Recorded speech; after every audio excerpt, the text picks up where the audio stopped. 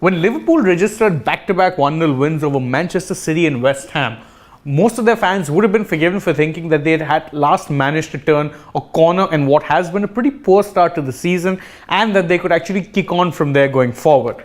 However, back-to-back wins to Nottingham Forest and Leeds United have actually put the dampener on any talk of there being any sort of a revival and have instead shifted the spotlight onto the fact that all things said and done, this current Liverpool side just doesn't really look anything close to the side that gave Manchester City such a run for their money in recent times.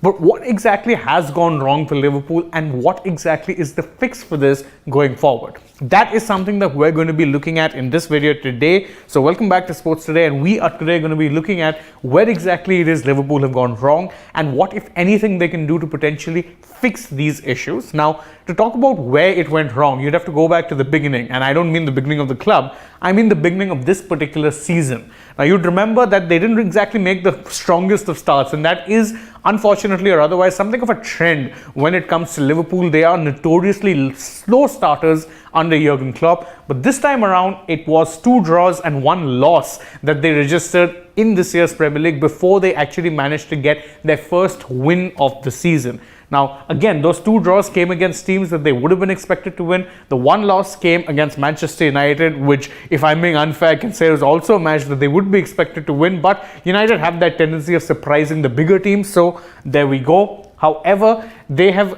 what is more concerning than the fact that Liverpool took that long to actually register a league win is the fact that their consistency has been sorely lacking, and that is evidence in the fact that they have only won 2 back-to-back games on 2 separate occasions this season. So before the recent run which they had, where they beat both City and West Ham, only before that did they win 2 back-to-back games. Otherwise, beyond that, it's been draws and losses. And considering we are about almost a third into the season, this doesn't exactly speak of the form that a team who would be expecting to challenge for the Premier League displays. Simple as that.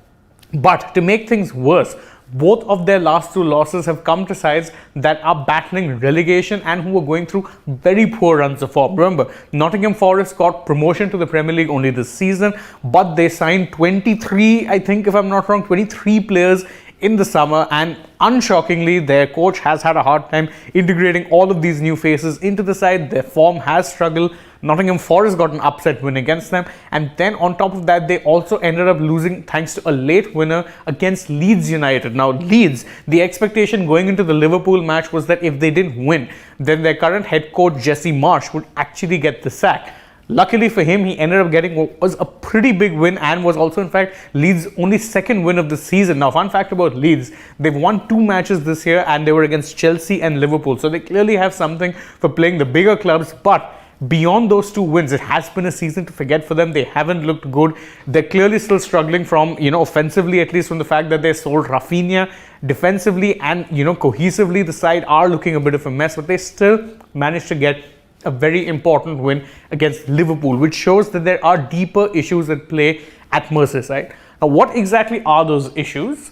Well, the first thing that we have to look at is that there have been a number of key errors from, their most expected, trusted, reliant players. Now, Liverpool's squad in general features a lot of top-notch players, but the problem for them this time around has been that they've had key performers both in defense and midfield actually not pull their weight as much as they probably should be doing. In defense, Virgil van Dijk, who's such a rock and the bedrock upon which their defensive solidity is built, has been making one too many key errors.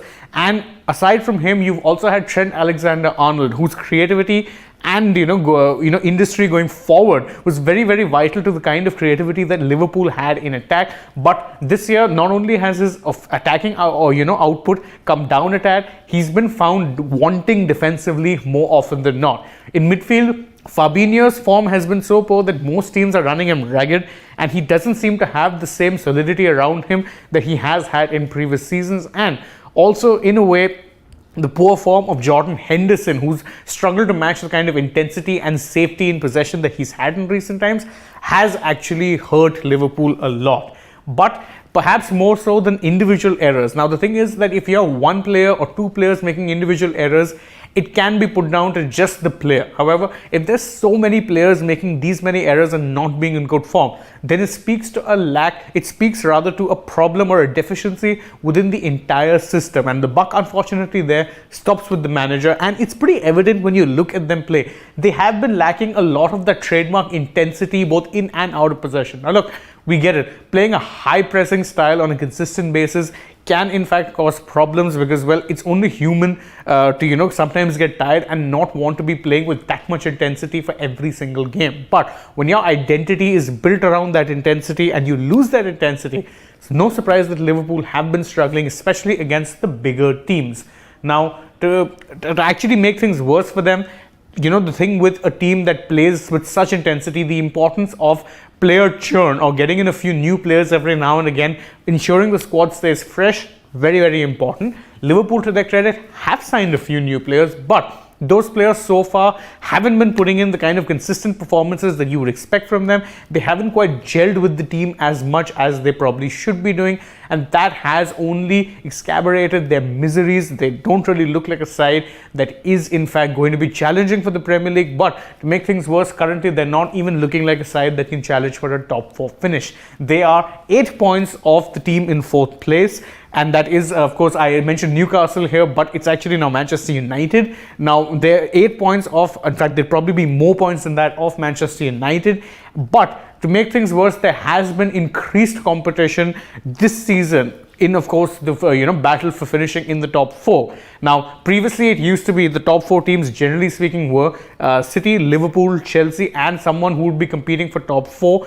Generally, it could be someone like a Spurs or other teams who would be snapping it around their heels. This time around, however, there is Arsenal at the top, City is behind them. Now, beyond these 2 teams, there are at least 4 teams who are competing for those last 2 spots. So you have Chelsea, you have Spurs, you have even Newcastle United. Manchester United have actually been resurgent as of late. So if you include just these 4 clubs and then Liverpool, that means that's 5 teams competing for just 2 spots. And as things stand, Liverpool are really far off the mark. And what is actually perhaps more worrying is that there doesn't seem to be a quick fix as of now. And that's something that, by the way, even Jurgen Klopp has acknowledged what it is that he said. We'll come to in just a bit. But the thing is that this team looks like it needs a bit of a reset. Now, resets can come in 2 ways. You can either tweak your existing systems, make a few changes to the way you play, or you can bring in more personnel. Liverpool have done both, and neither has really worked. Klopp has tried a number of formations, tactical tweaks and fixes. Nothing. They've brought in new players to maybe kind of, bring in a bit of freshness and boost the intensity.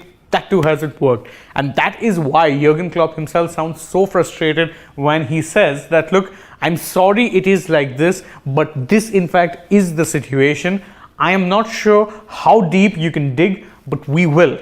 It is like it is, and we will work on solutions. So Klopp, to his credit, is at least acknowledging the fact that there are issues that need to be fixed right now. Whether or not he can fix them soon enough for Liverpool to have a tilt at those spots of the top 4 and maybe, just maybe, win a trophy or 2 this year, that is something that remains to be seen. What we can say for sure is that Liverpool currently do not look like a side that will be challenging for trophies. Whether that changes in due course, that remains to be seen. But even if that has to change, it will take a Herculean, mammoth effort from all of the people that are involved at the club. And it remains doubtful as to whether or not that can happen. But we shall see. If you're a Liverpool fan, you'll doubtless be hoping that's true.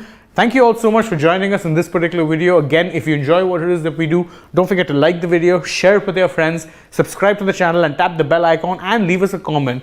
Do you think it's a surprising thing that Liverpool have actually been struggling so much, or did you see it coming? Let me know. And don't forget also to follow us on Twitter, Instagram and Facebook as well. And last but not least, download the AajTak app. Thank you all so much for joining us. I hope to see you with us through the day. But for now, goodbye.